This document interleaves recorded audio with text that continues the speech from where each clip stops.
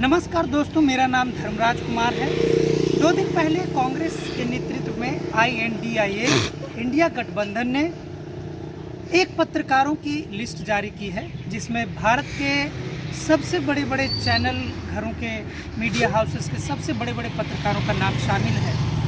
और इंडिया ने साफ कहा है कि उस लिस्ट में जितने भी पत्रकार शामिल हैं, उन पत्रकारों को ना तो इंडिया गठबंधन के कोई भी नेता अपना इंटरव्यू देंगे, ना तो कोई भी पार्टी जो इंडिया गठबंधन में है उन चैनलों में अपने प्रवक्ताओं को भेजेंगे। हमारे साथ हैं डॉक्टर अभय कुमार। ये पिछले 25 साल से मीडिया में काम करते हैं, लिखते हैं। उर्दू के बहुत बड़े जर्नलिस्ट हैं, हिंदी अंग्रेजी सब में लिखते रहे। इनका कॉलम लगातार इनकलाब में छपता है और अंग्रेज़ी के द न्यूज़ ट्रेल जो बंगलोर से छपता है, वहाँ भी ये कॉलमिस्ट हैं। हम अभय जी से पूछना चाहते हैं कि जो कांग्रेस के नेतृत्व वाली इंडिया गठबंधन ने पत्रकारों की जो लिस्ट जारी की है कि इसमें अपने प्रवक्ताओं को नहीं भेजेंगे, इस पर आपका क्या कहना है? धन्यवाद धर्मराज जी। देखिए, कल शाम के वक्त मुझे भी सोशल मीडिया पे इस तरह के पोस्ट दिखे थे कि कुछ पत्रकारों की लिस्ट है, खासकर वो न्यूज़ एंकर है जो शाम के वक्त में शो करते हैं और उनका शो बहुत पॉपुलर भी है एक हद तक। तो उनके कुछ नाम थे, आप सब लोग जानते हैं 14 या 16 लोगों का नाम है इसमें। और बड़े बड़े जो न्यूज़ चैनल जो हैं, जो अपने आप को क्लेम करते हैं कि हम नंबर 1 है, नंबर 2, नंबर 3, नंबर 4, नंबर 5, इसी तरह के लोग हैं। तो मेरी क्या प्रतिक्रिया होगी, मेरा क्या रद्द अमल होगा? सबसे पहले तो एक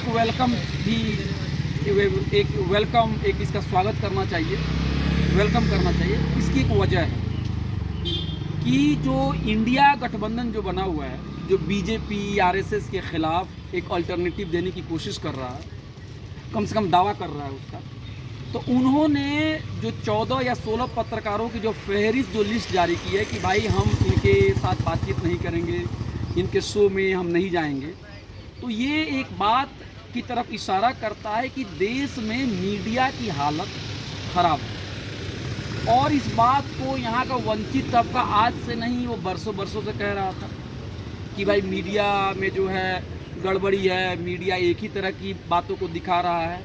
तो इसमें तो हमें खुशी होनी चाहिए कि कम से कम जो इंडिया के अंदर में जितने भी एलाइड पार्टियां हैं, 20-25 के करीब में जो लोग भी हैं, तो सबने एक सहमति बनाई। तो एक तो अच्छा एक कदम माना जाएगा कि कम से कम वो अंडरलाइन कर रहे हैं कि मीडिया में कुछ ना कुछ इशू है। और ये इशू इसलिए है कि जितने भी पत्रकार लोग हैं, ये लोग पत्रकारिता नहीं करते हैं, बल्कि ये लोग क्या करते हैं, एक बहुत ही नफरती जो एजेंडा होता है उसको कैरी फॉरवर्ड करते हैं, उसको आगे बढ़ाते हैं। आम जबान में अगर हम कहें तो इनका काम है कि आग में घी डालना, आग में पेट्रोल डालना। तो ये सब चीज़ क्या है कि ये मुसलमानों के खिलाफ ज़्यादा ये टारगेट करते हैं, और जो दलित समाज के जो लोग हैं, जो आदिवासी समाज के लोग हैं, जो पिछड़े लोग हैं, उनके खिलाफ ये मुसलमानों की तरह उतना खुल के तो नहीं बोलते हैं। लेकिन ये कहीं से नहीं हमें समझना चाहिए कि इनका जो मतलब जो दिल है वो दलित और पिछड़े आदिवासी बैकवर्ड के लिए कोई बहुत ही नरम है, नहीं। वो दलित और पिछड़े को वो एक क्या कहते हैं, ऐसी पिटाई उनके ऊपर करते हैं, उनका ऐसा नुकसान करते हैं कि ज़्यादा पता भी नहीं चलता। क्योंकि जो बीजेपी की पूरी पॉलिटिक्स है वो है हिंदू मुसलमान करो, पोलराइज करो, सारे हिंदुओं को एक प्लेटफॉर्म पे लाओ और बाकी मुसलमान को एलिनिएट कर दो। इसलिए वो मुसलमान का बार बार नाम लेते हैं। और दलित पिछड़े को कैसे बर्बाद करेंगे? दलित पिछड़े के जो अच्छे नेता होंगे उनको बदनाम करेंगे, उनको कहेंगे सामाजिक न्याय की पार्टियां हैं, भ्रष्ट हो चुकी है, उसको ये कहेंगे यहाँ वंशवाद हो गया है, उसको इस तरह से कहेंगे कि जातिवाद की राजनीति करते हैं ये लोग, फिर उसको ये कहेंगे कि अरे डबल इंजन की सरकार हो जाएगी तो बहुत ही बेहतर है। यानी अपोजिशन पार्टी कहीं स्टेट इलेक्शन जीते ही नहीं। अगर डबल इंजन की सरकार बननी है तो बीजेपी की सरकार सेंटर में है और सारे स्टेट में बीजेपी को स्टेट में बननी चाहिए। तो ये तो जो फेडरलिज्म का जो ढांचा है हमारे संविधान में है, उसके भी खिलाफ है कि सब जगह उन्हीं की सरकार हो जाए तो फिर अपोजिशन ही खत्म हो जाए। तो ये क्या करते हैं, रिजर्वेशन के खिलाफ ये लोग बोलते हैं। तो ये क्या करते हैं, और जो आदिवासी इलाकों में जल जंगल ज़मीन को जो छीनने की कोशिश है, तो उसमें ये पूंजीपतियों का साथ देते हैं। तो आप देखिए कि ये दलित, आदिवासी, पिछड़ा, महिला के खिलाफ हैं, लेकिन इनके खिलाफ थोड़ा ढक के बोलते हैं। मार शायद मुसलमानों से ज़्यादा ही मारते हैं इनको, लेकिन पता नहीं चलता है। तो इसका कम से कम संज्ञान लिया इंडिया के लोगों ने, ये जो अलायंस बना हुआ है, और इन लोगों ने इसके बारे में मतलब क्या कहेंगे, अगर इस तरह के स्टेटमेंट जारी किया तो ठीक है। लेकिन सवाल ये है कि अगर हम सिर्फ इसको कह दें कि बहुत ही अच्छा है और यहीं पे चुप हो जाएं, तो ये भी एक ईमानदार पत्रकारिता नहीं है। क्योंकि एक ईमानदार पत्रकारिता एक एजेंडा को कैरी करने वाला व्यक्ति नहीं होता। हम किसी पार्टी को वोट ज़रूर करते हैं, लेकिन हमें है कि हमें चीज़ों को बहुत बारीक तरीके से और बहुत ही क्रिटिकली देखना चाहिए। सबसे पहली बात ये है कि जो चैनल के जिन एंकरों का उन्होंने नाम लिया है, आप एक चीज़ मुझे बताइए, एंकर जो है वो क्या है? एंकर है लाउड स्पीकर। क्या है? Loud speaker. लेकिन जो कैसेट डाल रहा है उसके अंदर में, जो उसके अंदर में गाना बजा रहा है, जो उसका सॉफ्टवेयर तैयार कर रहा है, वो कौन है? क्या ये मुमकिन है कि कोई पत्रकार जिसकी सैलरी उसका मालिक देता है, और मोटी मोटी सैलरी इनको मिलती है, 1 लाख, 2 लाख, 4 लाख, 5 लाख रुपए मिलती है, क्या ये मुमकिन है कि आप मालिक हो किसी अखबार के और मैं वहाँ का न्यूज़ एंकर हूँ, और कोई ये कहे कि मैं गलत गलत खबरें फैलाता हूँ, मैं नफरती खबर फैलाता हूँ?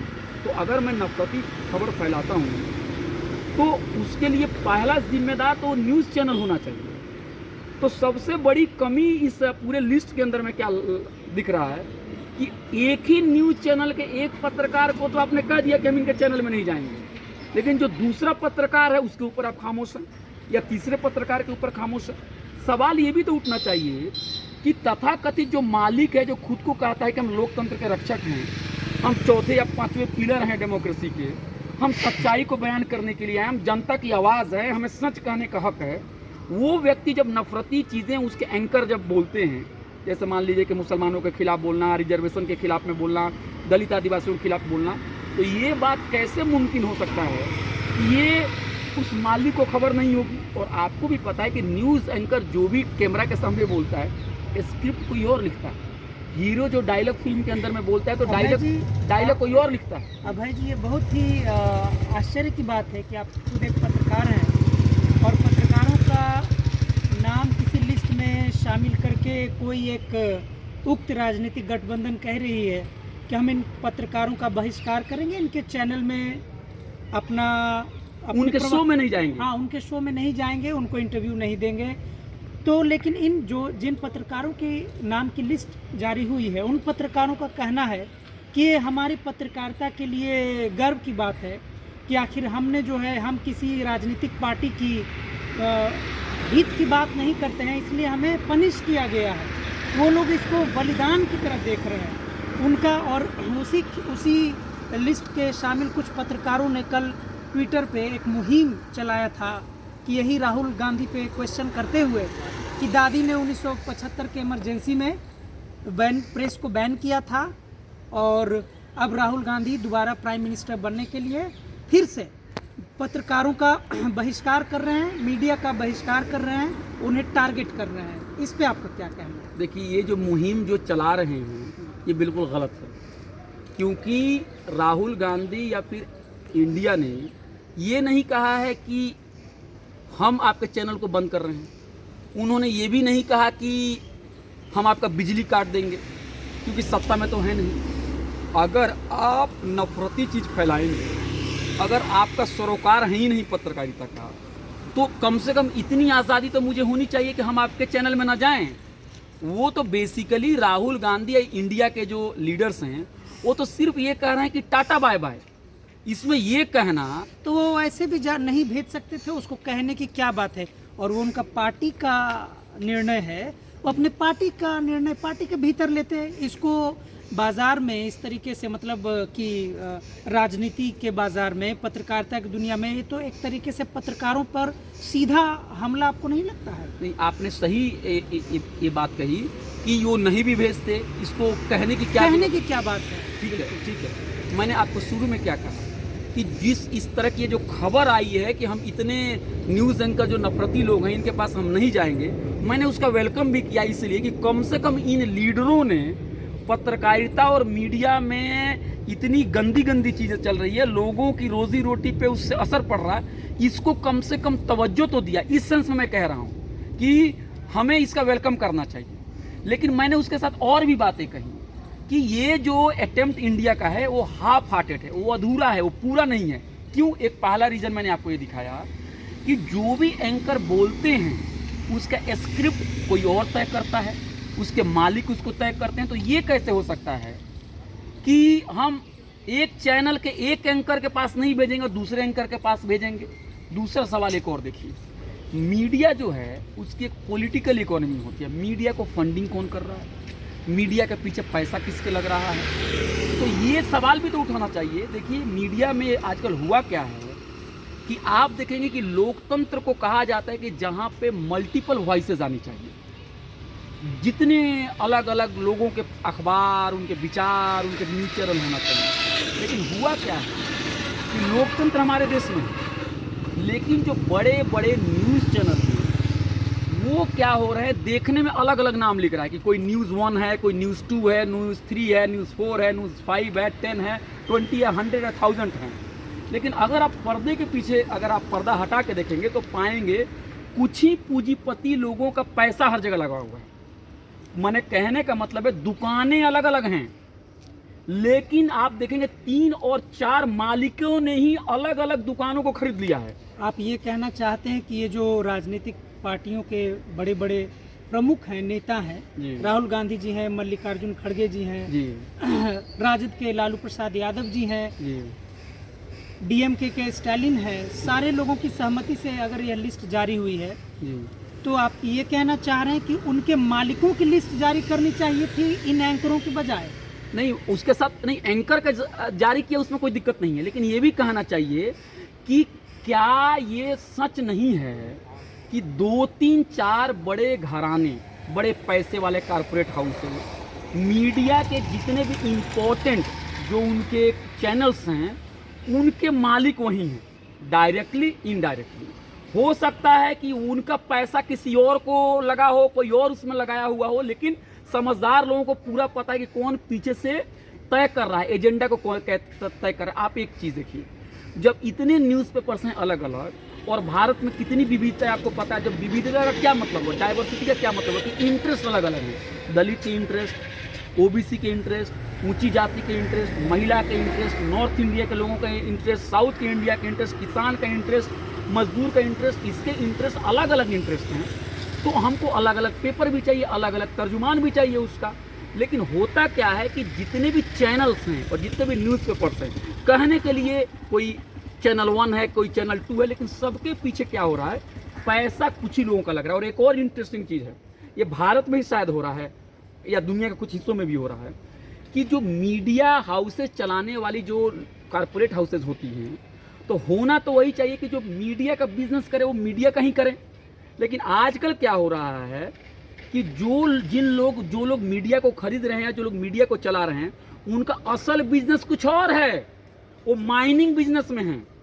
वो हो सकता है उनके शुगर का मिल है उनका चल रहा है, वो तरह तरह के गलत वो बिजनेस में है। और उन सारे बिजनेसों को सही करने के लिए एक पॉलिटिकल लॉबी को अपने साथ लेने के लिए वो मीडिया में भी कुछ पैसे लगा दिए। आप समझ रहे हैं मैं क्या कहना चाहता हूँ?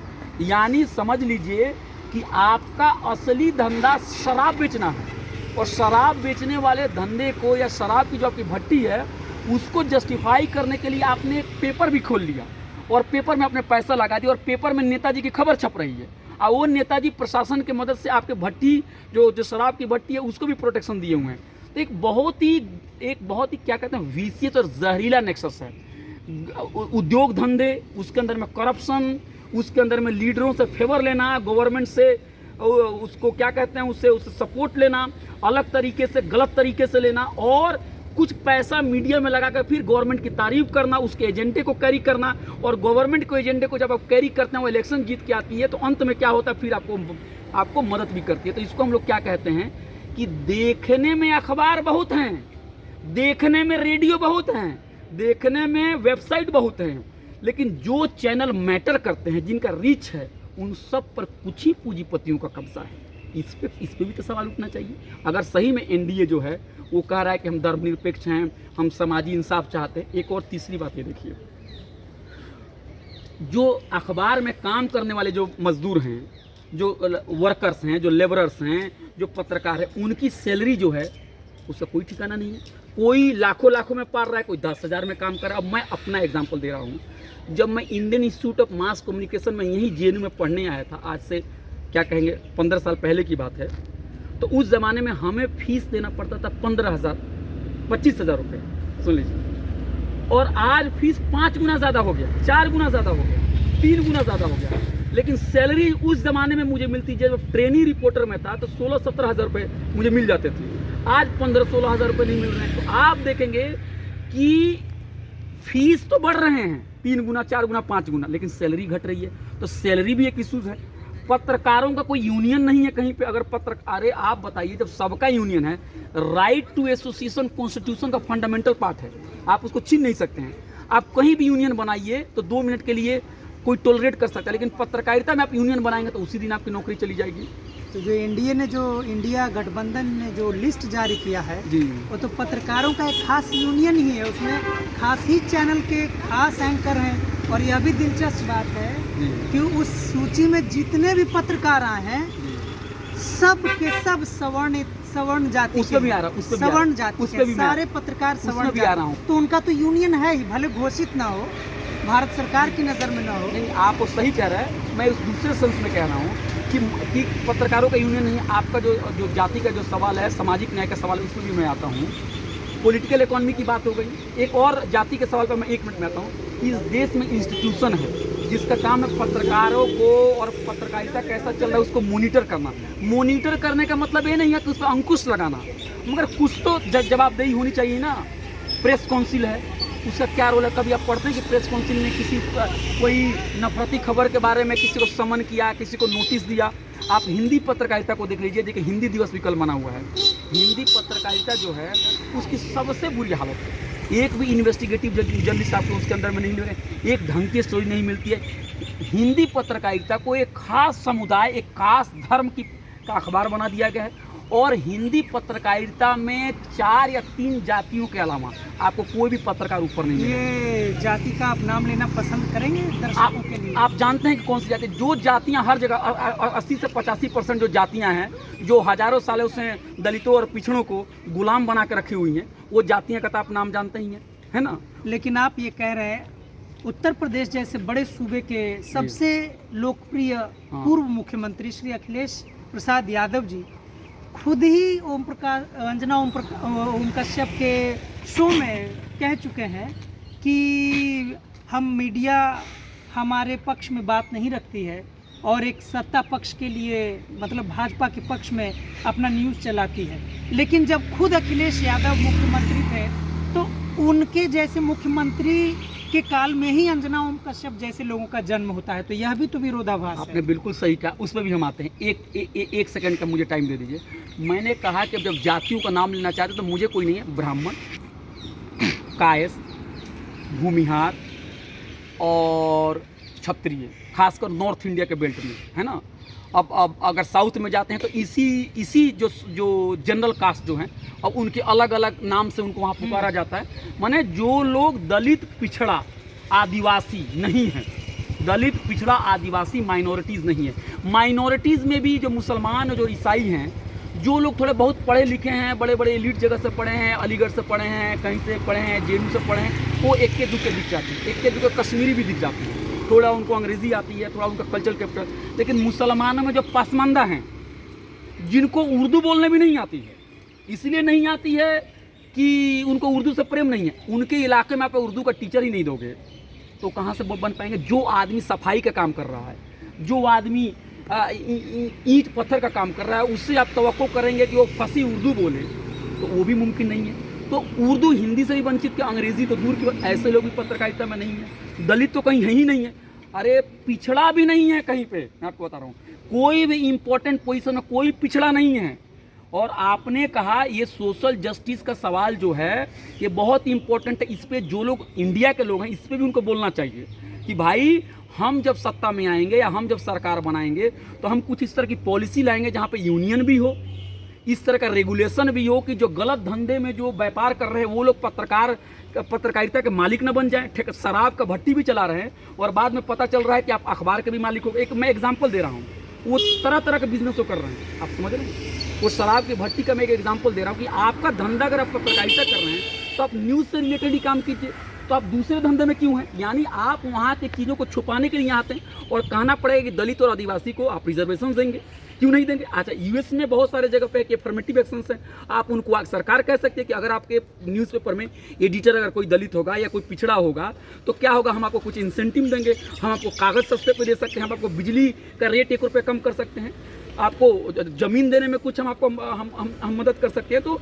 रिजर्वेशन भी आना चाहिए। और एक देखिए, इस देश का दुर्भाग्य इसलिए है, आप देखते हैं कि पत्रकारिता इतना जल्दी क्यों नतमस्तक हो जाता है।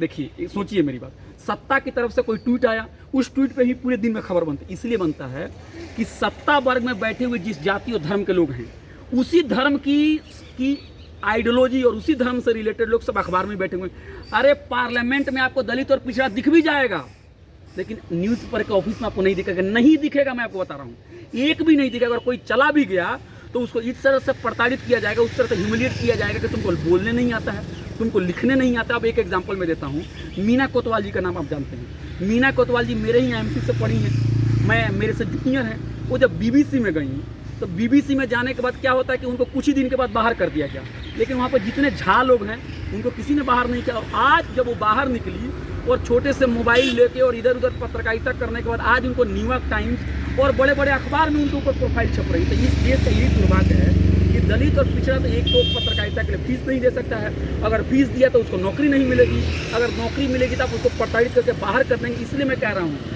लोकतंत्र में तो कुछ दलित और पिछड़ा दिख भी जाते हैं, वहाँ भी पूरी आबादी उनकी नहीं है, मुसलमान भी नहीं है उस आबादी से, ओबीसी भी नहीं है, दलित पिछड़ा को भी जनरल सीट से जगह नहीं मिलती है, मगर कहीं दिख भी जाते हैं तो आपको पत्रकारिता में नहीं। एकदम सवर्णों का मठ है, मैं आपको बता रहा हूँ, ये सवर्णों का मठ है।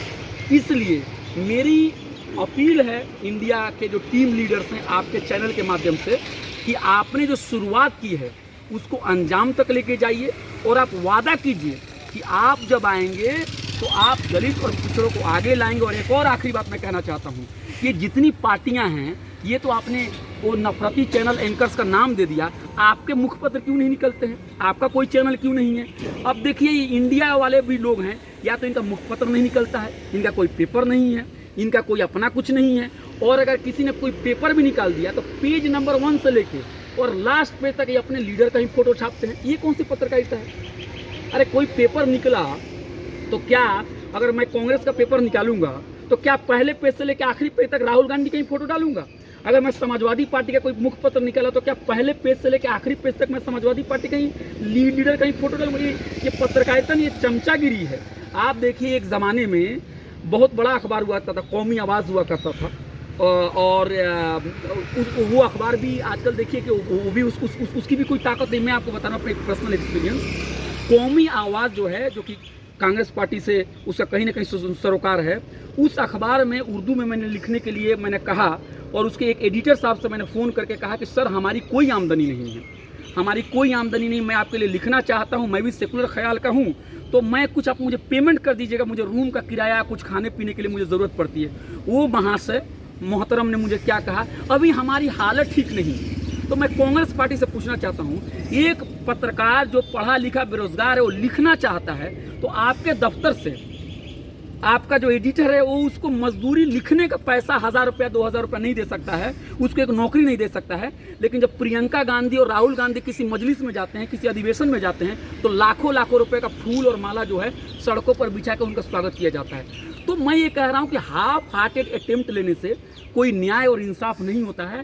सोशल जस्टिस पार्टियों का भी तो हाल देखिए। आपने अंजना ओम कश्यप जी का बात बताया, आपने बताया अखिलेश जी का बताया। अखिलेश जी के एक आता था, पर्चा आता था सोशलिस्ट, मैं देखता था पहले पेज से लेकर आखिरी पेज तक उन्हीं का फोटो छपा है, अखिलेश यादव का छपा हुआ। अरे भाई, सोशलिज्म का मतलब अखिलेश यादव हुआ कि सोशलिज्म का मतलब लोहिया हुआ? बोलिए, सोशलिज्म का मतलब कर्पूरी ठाकुर हुआ? तो यही मैं कह रहा हूँ कि ये जो चीज़ें जो चल रही है, ये अच्छा है कि मीडिया के इशू हाईलाइटेड हो रहा है, लेकिन ये हाफ हार्टेड है। इसको एक मंजिल तक पहुंचाने की ज़रूरत है और इसको सीरियसली लेने की ज़रूरत है। ये राजनीति कोई खेल नहीं है कि उसने कुछ किया और हमने कुछ करके कुछ मजलिस लूट लिया। आपको ज़मीनी बदलाव करने पड़ेंगे। साथियों, अभी हम सुन रहे थे स्वतंत्र पत्रकार डॉक्टर अभय कुमार जी को। अभय कुमार जी बहुत ही वर्षों से, बहुत सालों से पत्रकारिता की दुनिया में हैं, बहुत ही जाने माने पत्रकार हैं। हर एक जगह लिखते हैं। भारत का शायद ही ऐसा जनवादी संस्थान हो, पत्रकारिता की दुनिया का मुखपत्र हो, पत्रिकाएं हो, अखबार हो, जहां इनके लेख नहीं छपते हैं। इन्होंने मुख्य बातें कही कि भारत में जो पत्रकारिता है दरअसल में यह सवर्णों का मठ है। इन्होंने यह भी कहा कि इंडिया गठबंधन में राहुल गांधी के नेतृत्व में, मल्लिकार्जुन खड़गे जी के नेतृत्व में जो गठबंधन जो नई सूची जारी की है, यह सूची आधा प्रयास है। पूरा प्रयास तब माना जाएगा जब ये वादा करेंगे जनता से कि अगर विपक्ष की सरकार बनती है, इंडिया गठबंधन की सरकार बनती है, तो वो एक ऐसा प्रयास करेंगे जिससे किसी भी पढ़े लिखे पत्रकार को किसी की गुलामी करने की नौबत ना आए। वह अपनी बात सच लिख सके, उससे दो पैसे भी उसे मिल सके, सरकार उसकी सुरक्षा भी करे, आम जनमानस में उसके प्रति सम्मान का भी भाव हो। इन्होंने यह भी कहा कि पत्रकारिता में सबसे पहले आरक्षण की ज़रूरत है। वो उसे कैसे लाया जाएगा, यह सरकार का सोचना काम है। अगर सरकार ये सब नहीं कर पाती है और फिर भी ऐसी सूची जारी करती रहती है, तो मुझे लगता है कि यह पत्रकारों पे नाजायज़ हमला है, बल्कि उन्हें एक पूरा प्रोग्राम लेके आना होगा। इसी के साथ मैं अभय जी का शुक्रिया